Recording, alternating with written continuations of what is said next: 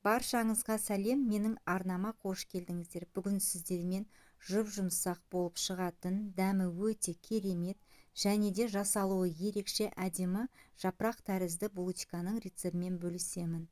Ыдысымызға алдымен суымызды, одан кейін сүтімізді құямыз. Келесі кезекте аштықынды салып, жақсылап араластырамыз. Су мен сүтіміз міндетті түрде жылы болуы қажет. Келесі кезекте тұз, қант және де сұйық майымызды, одан кейін жұмыртқамызды жақсылап араластырып алып, жұмыртқамызды қосып, сұйық массамызды жақсылап араластырамыз және де қалауларыңыз бойынша осы жерде ванильный сахар қоссаңыздар болады. Барлығын осылай видеода көріп тұрғандарыңыздай жақсылап араластырып болғаннан кейін ұнымызды алдын ала електен өткізіп дайындап аламыз. Осылай алдымен қасықтың көмегімен, одан кейін қолымызбен қамыр илейміз.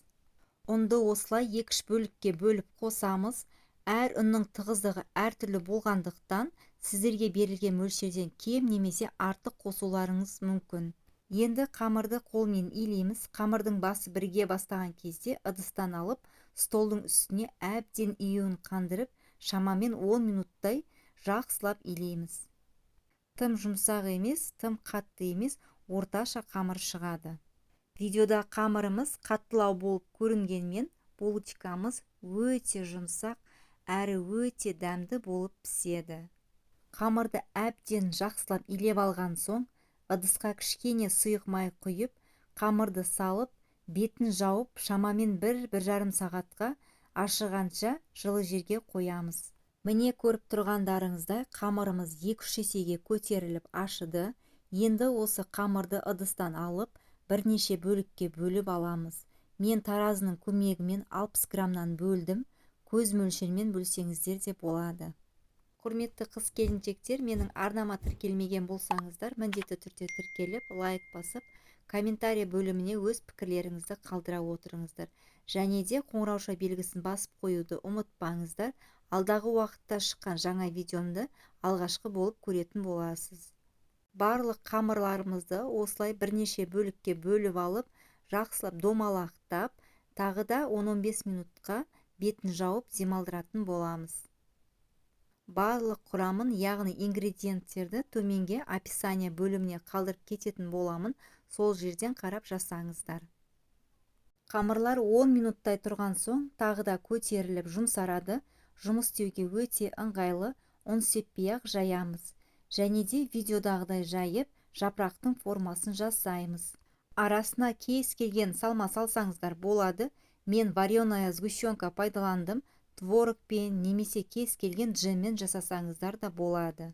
Міне енді арасына салмасын салғаннан кейін осылай екі жанын біріктіреміз. Яғни екі басын біріктіреміз. Дәл видеодағыдай жасаңыздар, сол кезде сіздерде жапырақтың формасы шығады. Видеода анық көрсетілген, ешқандай қиындығы жоқ. Дәл видеодағыдай етіп жасаңыздар. Осылай қамырымызды қайырамыз және де осы ұшын міндетті түрде біріктіріңіздер. Әйтпесе қызып тұрған пешке салғанда көтеріліп кетеді. Қыздар, тағы да айта кететін жағдай, осылай барлығын істеп алғаннан кейін, противеніңізге салып болғаннан кейін, тағы да бетін жауып 10-15 минутқа тындырыңыздар. Сол кезде булочкаларымыз көтеріліп әдемі болады. Ол процесс менде видеоға түспей қалған екен, сіздер міндетті түрде солай жасаңыздар.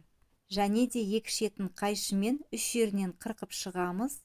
Жұмыртқаны барлық жеріне тигізіп жағамыз. Осы кезде пешті қосып қоюды ұмытпаңыздар.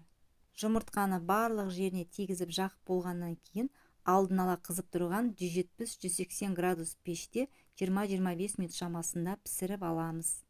Булочкамыз өте жұмсақ болып пісіп шықты. Өте қарапайым, жасалуы да өте оңай, сондықтан да міндетті түрде үйде жасап көріңіздер. Сіздермен болған Айнұр, қош сау болыңыздар.